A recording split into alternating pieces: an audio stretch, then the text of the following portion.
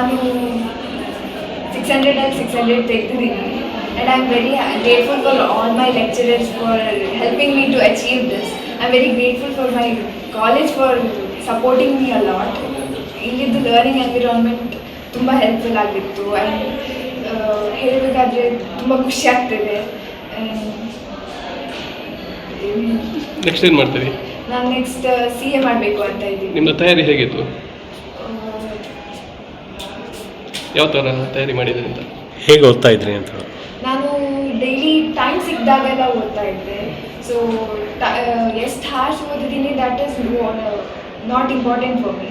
ಎಷ್ಟು ಸಿಕ್ಕಿದ ಟೈಮಲ್ಲಿ ಎಷ್ಟು ಓದಿದ್ದೀನಿ ದ್ಯಾಟ್ ಈಸ್ ಇಂಪಾರ್ಟೆಂಟ್. ಆ್ಯಂಡ್ ನಾನು ಬೈ ಹಾರ್ಟ್ ಮಾಡೋದ್ರಲ್ಲಿ ಬಿಲೀವ್ ಮಾಡಲ್ಲ. ಸೊ ಕಾನ್ಸೆಪ್ಚುವಲ್ ಕ್ಲಾರಿಟಿ ತುಂಬ ಒಂದು ಟಾಪಿಕ್ ಇದ್ದರೆ ಅದು ಅರ್ಥ ಆಗೋವರೆಗೂ ಕೇಳ್ತಾ ಇದ್ದೆ ಲೆಕ್ಚರರ್ಸ್. ಆ್ಯಂಡ್ ಲೆಕ್ಚರರ್ಸ್ ಕೂಡ ತುಂಬ ಎಕ್ಸ್ಪ್ಲೇನ್ ಮಾಡ್ತಾಯಿದ್ರು. ಒಂದು ಯಾವುದಾದ್ರೂ ಟಾಪಿಕ್ ಅರ್ಥ ಆಗಲಿಲ್ಲ ಅಂದರೆ ತುಂಬ ಸತಿ ಎಕ್ಸ್ಪ್ಲೇನ್ ಮಾಡ್ತಿದ್ರು. ಆ್ಯಂಡ್ ಈವನ್ ನಾವು ನನಗೆ ನಿಯರ್ CA ಫೌಂಡೇಶನ್ ಎಕ್ಸಾಮ್ಸ್ ಇದೆ.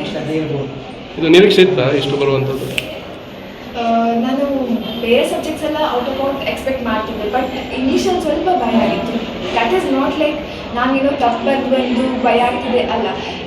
ಇಂಗ್ಲೀಷಲ್ಲಿ ತುಂಬ ಮೈನ್ಯೂರ್ ಮಿಸ್ಟೇಕ್ಸ್ ಆಗುತ್ತೆ. ಸೊ ಅರ್ಥ ಆಗಲ್ಲ. ಅನ್ನೋಯಿಂಗ್ಲಿ ಮಿಸ್ಟೇಕ್ಸ್ ಆಗ್ಬೋದು, ತಪ್ಪಿ ಏನಾದರೂ ಮಿಸ್ಟೇಕ್ಸ್ ಆಗಿರ್ಬೋದು. ಆ ಥರ ಮಿಸ್ಟೇಕ್ಸ್ ಆಗಿರುವ ಚಾನ್ಸಸ್ ಇರುತ್ತೆ. So that was what I was scared of English ಬಗ್ಗೆ ಹೇಳೋದಾದರೆ.